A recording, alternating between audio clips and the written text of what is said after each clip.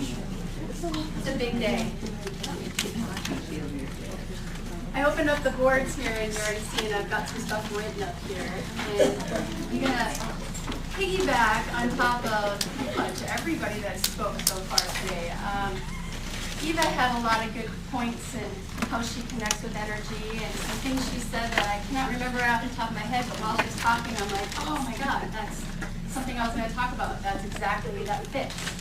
And then when Janelle was up here talking about the birth path and knowing your number and finding your path in life and then going into the energy, that was a perfect segue for me as well, because that's what I want to help you guys with, is give you another tool for grounding and running your energy.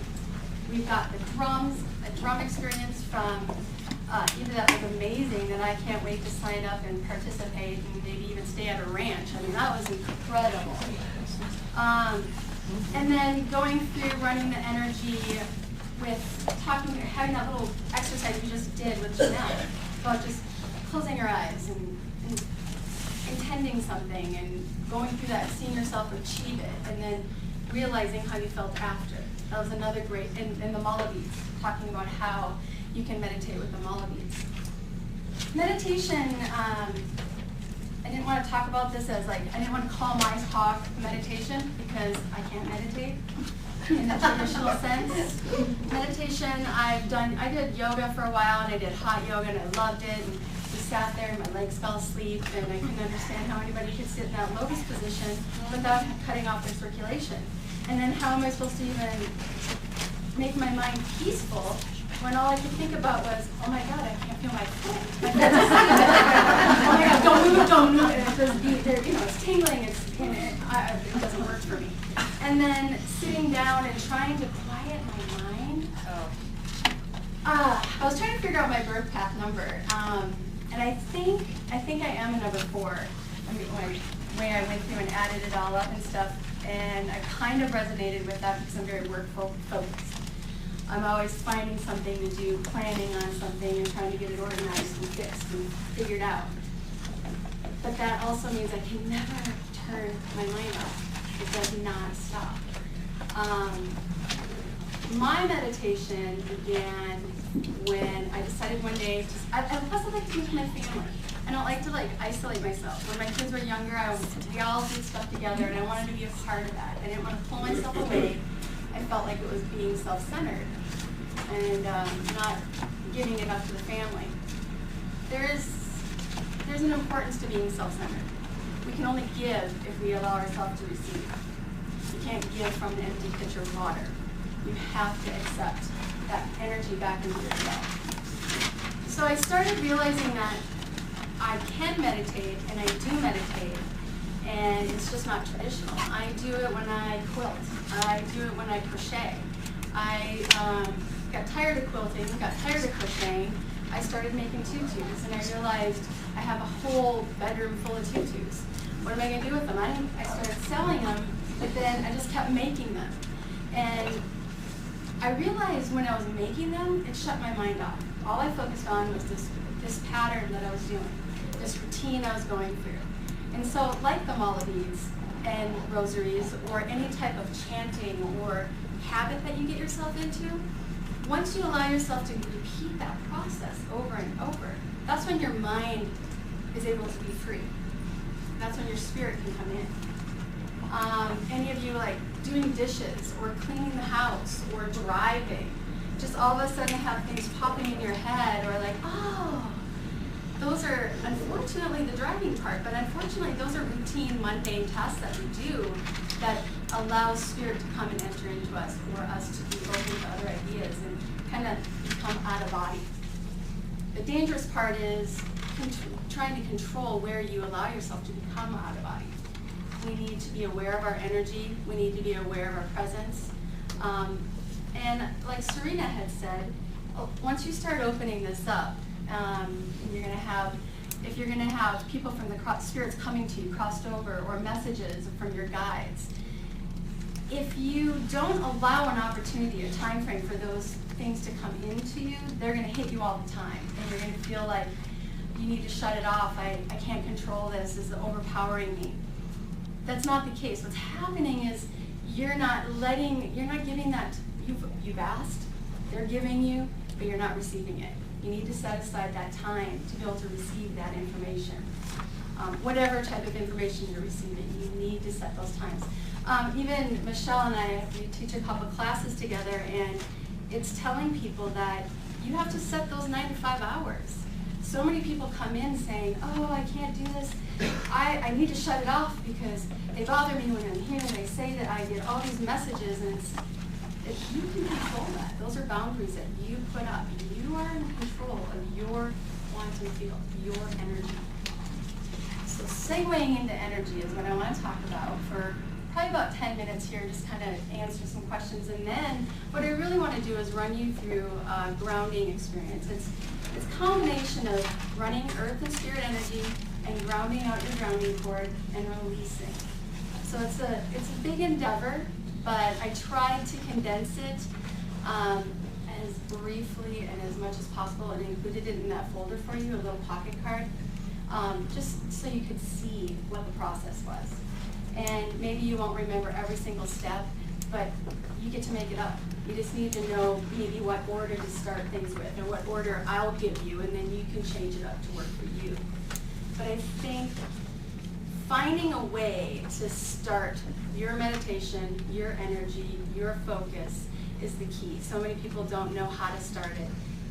So giving any type of tools we can to get you that head start is really, I think, a benefit. But, okay, up here I have our energetic body. We are, like Janelle said, made up of energy. All we are is energy. What differentiates us from other things is the density of our energy. And what differentiates us as individuals is our energetic field, what we have in it. I've listed 4 things here. These are just 4 energetic bodies. We are far more than these 4. There is the male, female archetypes. There's a plethora of them, matriarch, patriarch. But today I just wanted to focus on the 4, your spiritual body, your emotional body, your mental body, and your physical body. And why I wanted to focus on these is when we go through our energy runs, the more times you go through it, the more time you're going to realize and be able to decipher where you are in your body. The key to being balanced is having all 4 corners in place. If we're going to talk about these 4 bodies, you need to be able to be part. 1 foot in spirit, 1 foot in mental, 1 foot in emotion, and 1 foot in physical. It's really hard, and I don't know who was speaking of it earlier, but so often when we strive to attach ourselves and get in touch with spirit, we end up being up here. And that's where you get the traditional stereotype sometimes of people who are maybe very hippie-like and very all over, astro, very, new wave. In reality, they're just so in their upper body that they become different and detached from civilization, really. I mean, they're just living over here in this ideal world where everybody else is living here on the physical plane. And you don't want to become too much in your emotional body. I mean, how many of us can relate to the person that does live solely from their emotional body, where every single thing they do is either all about them, it's an emotion that they have to express, it's something that they have to tell you about how it made them feel. Every decision they make is based on their emotions. And then there's the mental body. And I think we all can relate to each one of these because we all have them. But the mental body person looks at the facts, looks at the figures, looks at this, they balance this out, they look at that. That can't be so because there's no proof of it. It's just very analytical and very focused. And that has its place as well, but to live solely from that, you're missing out on so many other things. And you look at your physical body. That's a hard one. A physical body is hard for me to completely describe, except the person that, it's a combination a little bit. It's that person that lives solely by their physical presence. I can't do this because I'm a female. and that's because this is my physical body. I can't do this because I'm too short. I can't do that because I'm too pale. I can't do that. They look at their physical surroundings and judge themselves based on that, and that's how they're focusing their life. They put roadblocks in front of themselves after roadblock based on their physical situation. I can't do that because I'm in a wheelchair. I can't do that because I can't run fast. Those are physical limitations, and they are real limitations, but if you focus solely on that physical, you're missing out on so many other things in your life. I think for me, I'll use myself as an example. I lived from my mental body a lot for the middle part of my life so far. I'd say I lived in my mental body, where I was taking everything for facts, taking and studying everything. I felt I can't be a clairvoyant because I didn't go to school for it. I can't be a clairvoyant because I don't have any proof that I can do it. I can't do this because who's going to believe anything I have to say because I don't have anything tangible to show for it. So I closed myself off and just continued on doing my normal work, staying in a 9-to-5 job, and just that was my true focus. I think what woke me up the most is when you have children or someone close to you in your life, and you're talking with them and you're listening to them and they're telling you all these reasons why they can't do something, and you realize that you can do anything you want, and you're telling them the advice that it's possible. What are you talking about? What do you mean you can't do that? Well, this, and they'll give you all the reasons, but for me, it was an aha moment that I'm like, why am I able to tell every single person I meet what they can do, but I won't allow myself that? Why am I able to tell somebody, why are you waiting for this? You are awesome. Go out there and do it. And yet I sit in the shadows going, oh, I can't do it yet because we're so judgmental of ourselves. And when you're that judgmental of yourself, usually you're in your mental body a little too much because we're judging based on what we think things are supposed to be. We're thinking. Anytime you think the word, I think this, it's usually, I'm thinking too much. Anytime you say, well, I feel like, well, are you balancing that feeling emotion, or are you living solely from that? I feel like if I go up there, people will laugh at me. I feel like if I go up there, I'm not going to be able to say anything. That's my emotions. That's me being afraid. And I think we all have those feelings when we go out in different situations and different environments where we're just feeling we're going to be judged by everybody, when really the only person judging us is ourselves. So when I start walking you through this energy run, some of the things I want you to be looking at in your own lives, in your own body, in your own energetic field, is the thoughts and the words and the pictures and images that pop up. And I'm not going to put anybody on the spot. I will ask questions after to see if anybody wants to share anything. But a lot of it's going to be personal stuff, and a lot of it you may feel like you didn't see anything, I didn't feel anything, I don't understand, until you're out of the situation and you stop putting pressure on yourself to be on and to see something. It'll pop in, and then you'll have a better understanding of why that message is coming to you later. Our spirit body, emotional body, mental body, physical body. It's important to make decisions based off of all those. We need to sit there and discern a situation and really balance that thought, balance your answer out, balance your decisions out. Ask yourself questions. If you are making a knee-jerk reaction to whatever your response to something is, just take it and give yourself a few breaths to really ask in your head, where's that coming from? Okay, that's valid. I believe that's the right answer. Or if you get a lot of emotion from something, really you can make your decision, but then reevaluate that. What emotion is coming up, and why is that emotion coming up? Is it fear-based? Is it love? It's so hard when I think of emotion and making decisions. I always go to the word fear, because I think that when you pull apart a lot of emotions, the underlying emotion is fear. And fear disguises itself in so many ways in our lives. It can disguise itself as anxiety. It can disguise ourselves as not being good enough, resentment. Resentment's a really big one. Anytime you encounter somebody in your life that you clash with, this is just somebody, there's been a handful, not even a handful, I'd say there's been about 2 or 3 people, that's a handful, of people that I, at one point, said, I do not like this person. I cannot stand this person. And I've kept myself away from them. But when I really started to get more involved in tune with myself and running my energy, I started to wonder why or how could I not like somebody and still live through my spirit body. That just, it seemed hypocritical to me. I didn't understand what I was missing. And the more I looked at it, the more I realized that a lot of times those people that we clash with the most are the people that have a reflection of us that we do not want to face.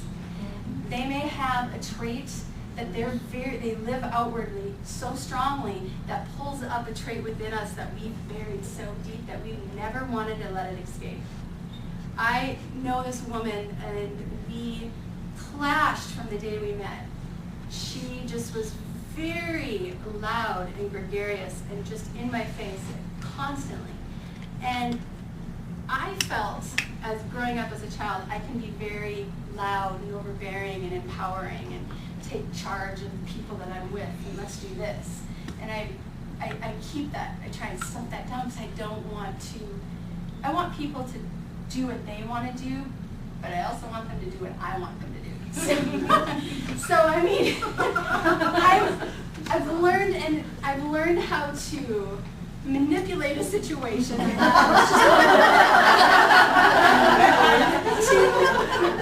but in a positive way. That's embracing your power. It is, because it's not like, sometimes people will say, well, you're very opinionated, and I'll be like, I'm not opinionated. What are you talking about? And they're like, no, you really are. I don't think that you're, and to me the word opinionated means somebody who won't change their opinion, and I am opinionated. I will, if I believe strongly in something, I'm going to let you know it, and I'm going to cheer it from the rooftops. But if you can convince me that I'm wrong, I will change my mind. I'm not opposed to changing my point of view or my decisions on anything.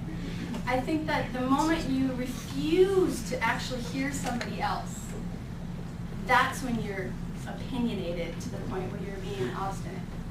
And you're not growing.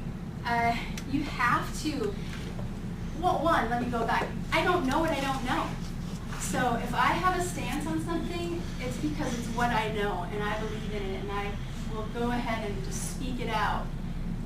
But if you have a different stance on it, and you have different knowledge, I'm not going to dismiss your knowledge. I just can't even imagine why anybody would ever do that. And I will be happy to agree to disagree, because everybody has a different situation in their life. Everybody has different discernment for what's going on with them. And that all kind of happens, I think, once you start to look within and realize that to heal the world, to change the world, we have to first learn to heal and change ourselves. And I don't mean change for somebody else or change to be better. I mean, accept the fact that every day we are different. Every day I could change my mind about something because new experiences come into my life that form my opinions that will now change my answer to something else. And that doesn't make me flighty. That doesn't make me wishy-washy. I believe it makes me an open-minded person. What's good for somebody else may not be good for me, but that does not mean I can judge that person for doing what they're doing. They have every right to do that. I think we all really want to make the world a better place to live in. And going back to that, we need to understand how we affect the world, how our energy affects the world. Back when I started blogging and somebody posted something a while ago about if every 8-year-old child could learn how to meditate in schools, a whole generation would be cured. A whole generation would be in a different situation. I really truly believe that if we can teach our kids how to meditate, how to run their energy, how to get in tune with themselves, the bullying would start to dissipate. It would be a ripple effect in our lives, in our communities, in the world. It's when we all hold back and say what we're doing is not to be shared, or we hold our anger, we hold our resentment, all that just kind of gets into our energy, and it ends up affecting everybody and everything around us. So before I run out of time, because there's 30 minutes left here, I want to get us all into running our energy. Before I do that, what I wanted to make sure I explain to you guys, everybody runs energy differently. We've seen today, we ran energy multiple ways, even if you're not even aware that you're running your energy. The way I'm going to do it, I use a grounding cord. And many people will use a grounding cord in a couple different ways. Some will have it going from their feet into the earth, and myself, I use it coming out my tailbone. So what I would really like to do is have you all try it the way I'm going to do it, just to see how it feels and resonates with you. So I'd like you to get comfortable. Put everything you need to on the floor or anywhere, if you can. Now you don't have to do this all the time, but keeping your legs uncrossed is best. I ground myself with my legs crossed. Not always, but it does help for the flow of energy. Keep your feet flat on the floor, not crossed. Before we go into that, grounding cords. Does anybody even have a big question about what a grounding cord is or would look like? Are most of you aware of what a grounding cord would be? I have no idea. Okay.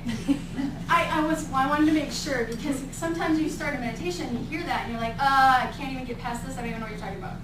So for me, the first few times I've grounded, I've been instructed to do different things, like imagine a tree growing out from your tailbone and the roots going into the earth. That's a great one. Imagine a tube coming straight, your tailbone going straight down and it just going straight into the center of the earth. For me, I'm really visual, and I'm thinking, how's a tube going to go in the earth? That does not going to work. I can't get that to a ribbon. What are you talking about? Because I've been told ribbons and ropes. Everything, it'll pop in later, but I use an auger the first time I did it. Establish that hole. I needed to be able to establish that hole and drill it. And I've also used a dragon tail, which was made a steel dragon tail.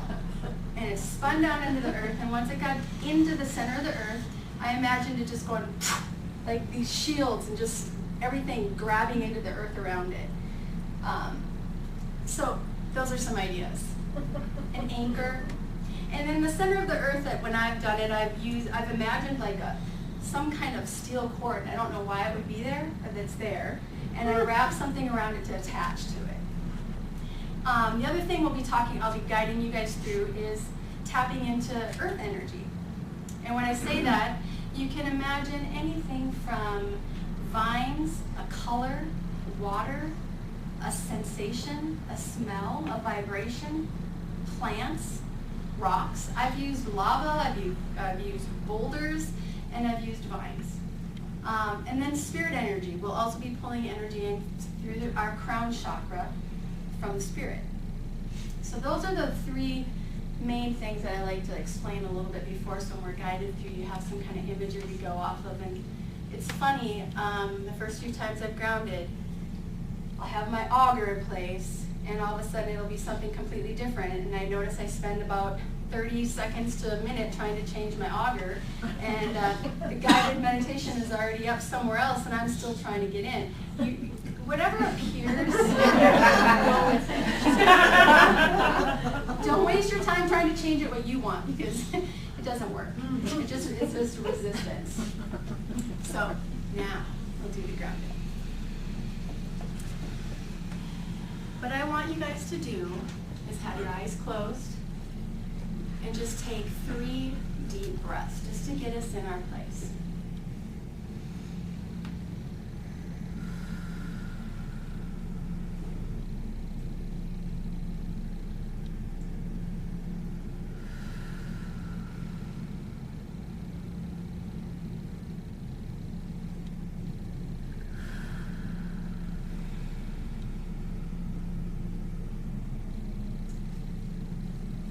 I'd like now is for you guys to imagine a grounding cord coming out from the base of your hips, from your tailbone, going deep into the center of the earth.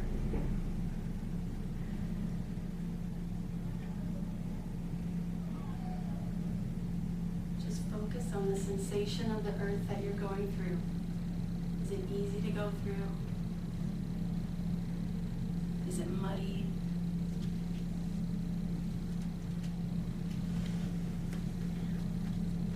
Once you're down there, attached to the center of the earth so you feel firmly grounded and attached.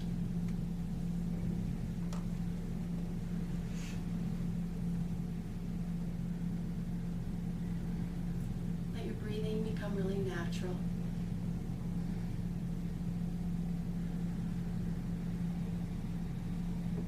Now that we're attached, bring your attention to the center of your head. Whatever grounding cord you used, imagine it widening to the width of your hips.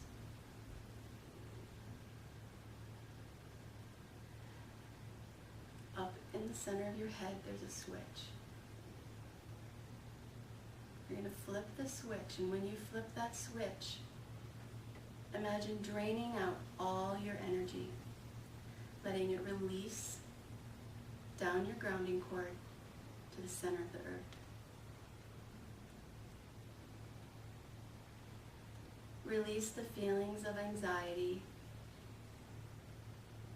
any emotions that pop up, any thoughts,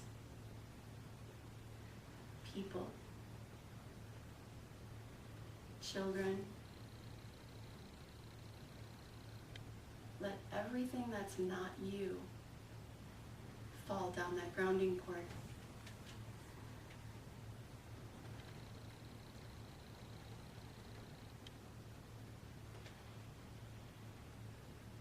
Just breathe being you. No expectations. No demands. Just relaxed.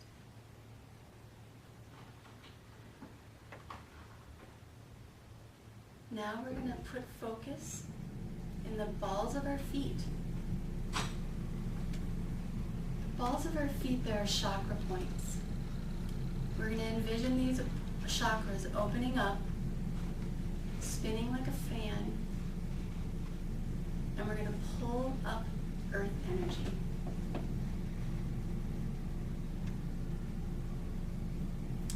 Let that energy come up through your feet.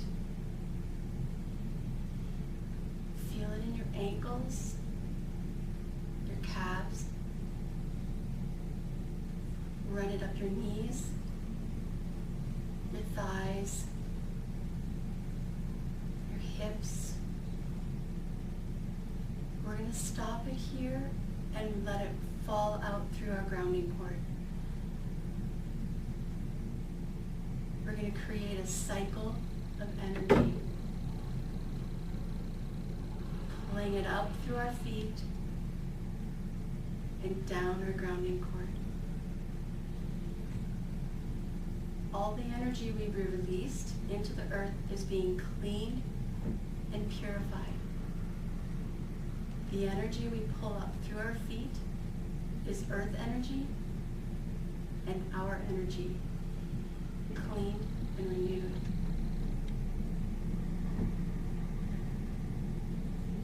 We establish this cycle. It becomes natural. Now we're going to put our attention in the center of our head. Focus on opening up our crown chakra that sits right above the top of our head. Imagine, if you will, a crown, literally a crown on your head, spinning, opening. Call out to spirit and bring spirit energy in. It could be from a planet, could be from angels, guides. Bring in energy from the universe. Imagine it a color. What are you wanting now? Clarity? Discernment? Throw a dash of that in there and pull that energy into your crown.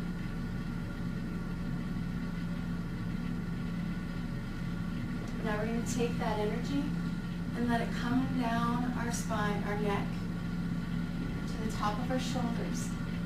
We feel that energy branch out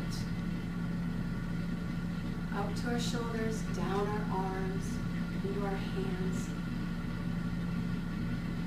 out our hands, back, up our hands, up to our shoulders, to our neck,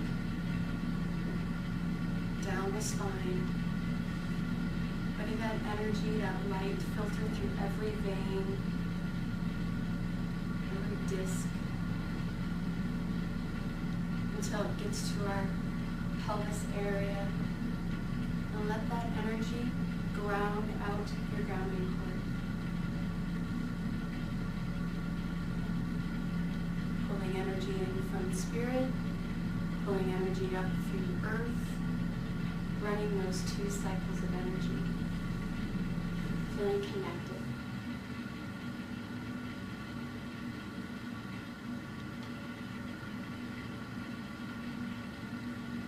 Let's put our attention at the base of our spine, the top of our grounding cord.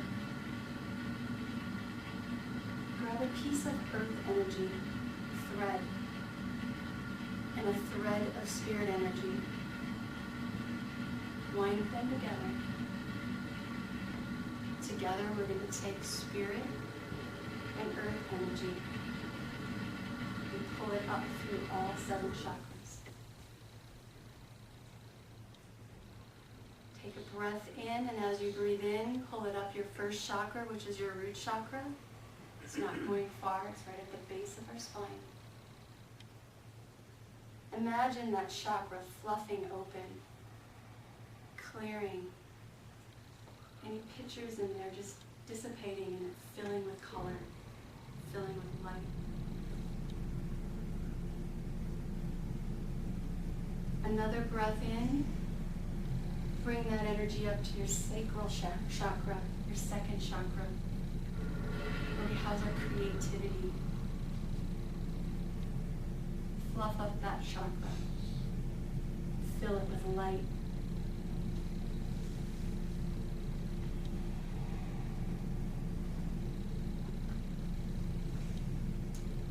Next inhalation, come up to your power, your third chakra, your solar plexus, right at the base of your rib cage. Fill this chakra with light and energy. Fluff it up.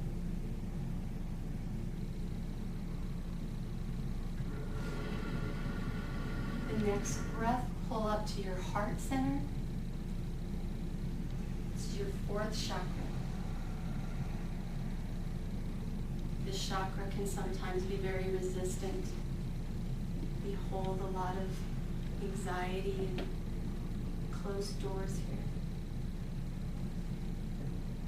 Fill it with light, color.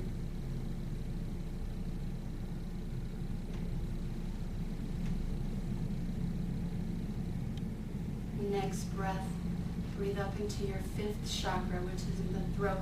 It's where we speak our truth, our voice.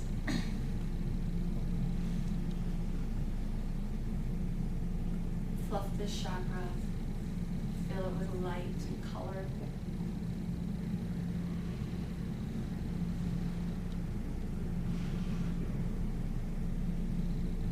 Another breath in, coming up into our 6th chakra, which is the center of head, our 3rd eye, our inner knowing, our sacred space.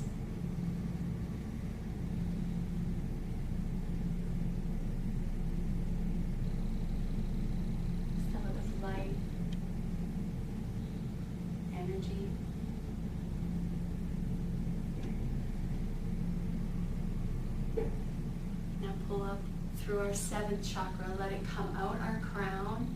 And let all that energy we're pulling up filter out and flow all around you. Let it surround your body. This is the you that you present to Earth, your fellow mankind.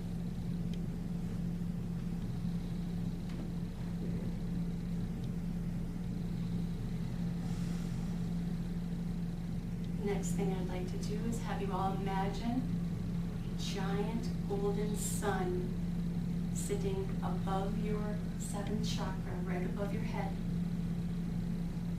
Imagine it the size of this room. Call in your energy from the morning, from this week, this last month. Wherever you've given out your energy, call it all back. It's coming back to you clean and pure. Call in what you want more of. Do you want more laughter? More love? Discernment? Clarity? Patience? Knowing?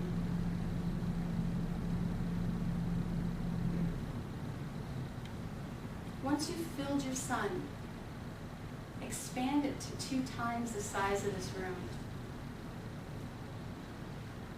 Make it as big as this hotel. Take it out to the size of Loveland. Let this big, giant, heavy golden sun above your head fill your space. Now pop the very center of the sun right above your head and let all that energy drain into your body. Let it fill you from head to toe. Let it drain down into the tips of your toes, filling you up through your legs, up to your hips, your torso, your arms, your neck, your head, until it's flowing all around you. And once you're completely filled in, come on out.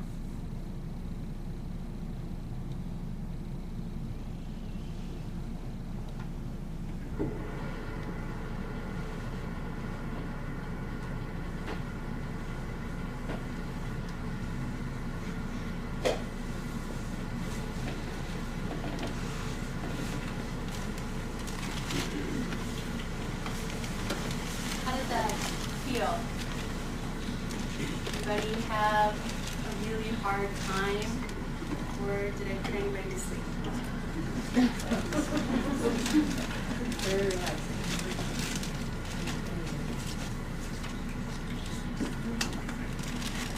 Did anybody have any troubles even picturing a grounding cord? When we were touching base with like the earth energy and pulling that energy up, was there anything in particular that you guys saw or that came in for you? Does anybody want to share any of their experiences? The dumping just felt great. I felt lighter. That's the one thing we don't ever give ourselves permission to do.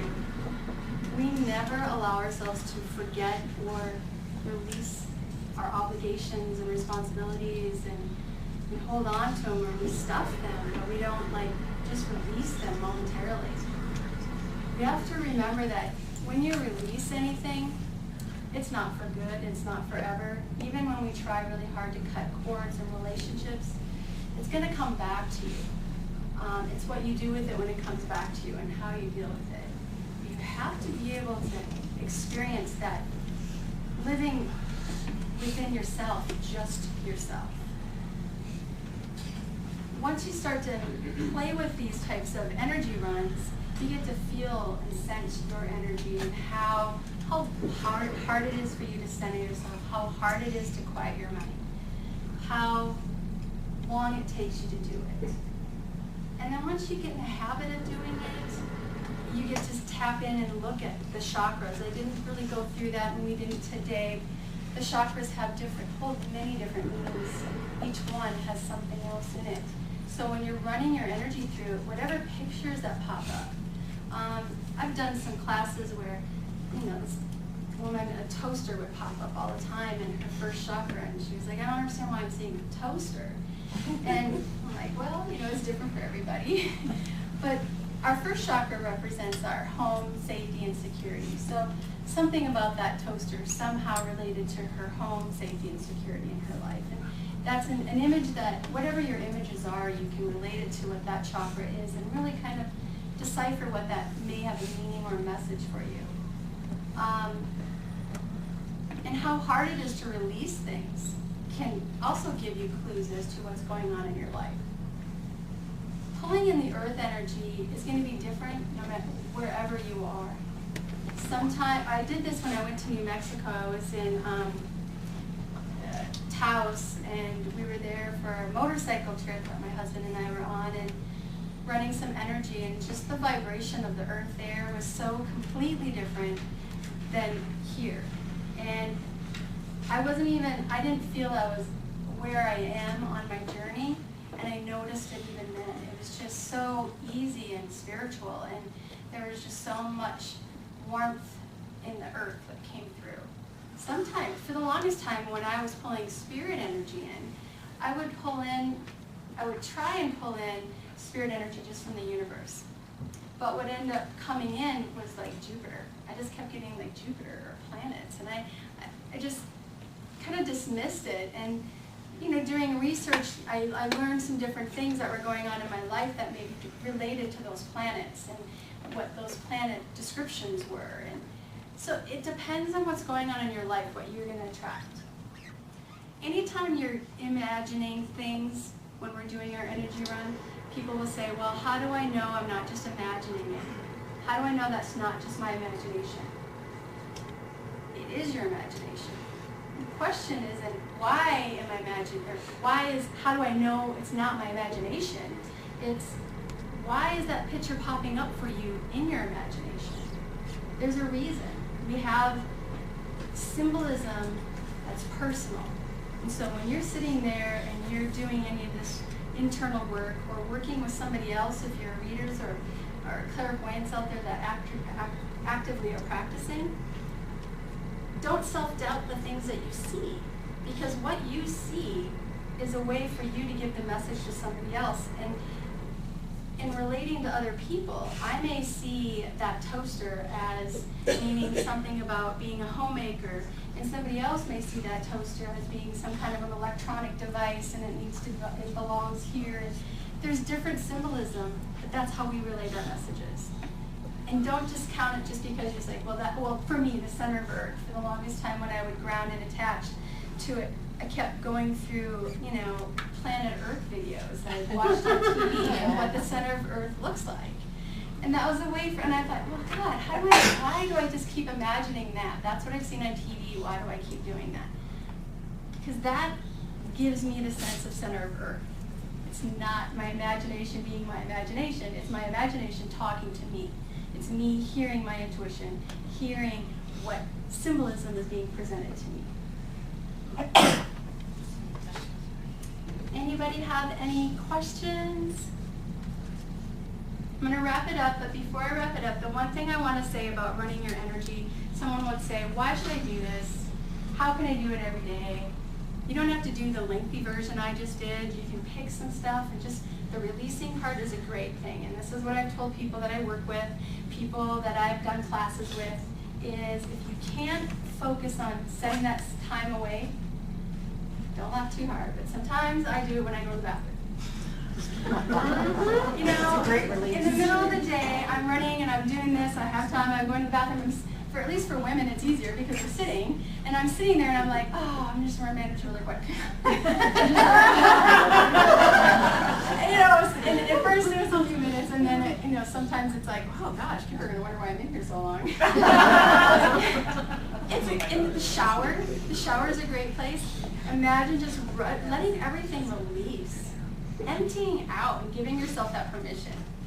Until the hot water's gone. Until the hot water is gone. Walking. Just try to make an effort to really consciously run your energy, connect, and try to make sure that you're living in all of these. Don't just be running your energy and just pulling in only spirit all the time. You have to be able to ground yourself. You have to be able to balance. We need to pull up the earth energy so we can be grounded and we can receive spirit. We're easier to receive if we're able to be grounded. The other thing about running energy, the more you do it, it's going to lead to self-fulfillment. And the more you can help self-fulfill yourself, you can work towards helping somebody else and understanding their reactions easier because you understand it and you're able to look within yourself and see it's more of a reflection. And you can give more in-depth advice and guidance to other people. The other thing that Michelle's going to be coming up here in a second to talk about, and I'll let her go into it a little more, is another step that I didn't include in this is putting up boundaries. Once you learn and are in tune with your energy, you really need to be aware of setting boundaries. Every time I run my energy now, I also will set a boundary around myself. And we do that in many different ways, using roses around ourselves. For me, I have, again, I'm odd because I have a really hard time grasping these concepts, so I need really good pictures. And now I can use roses and energy and light. But for the longest time, I had to use a big, giant, clear hamster ball. And I had to imagine myself in the center of that ball, where everywhere I moved, the same distance was good, and that was my boundaries and my energy. And again, I also had to put air holes in there because I knew if I didn't, I would probably suffocate. My mental body likes to take over, so I have to make everything really realistic. And then once you can get a good concept of your boundaries, you really can expand that out and become more open and willing to accept new and crazy ideas. Thank you guys for listening.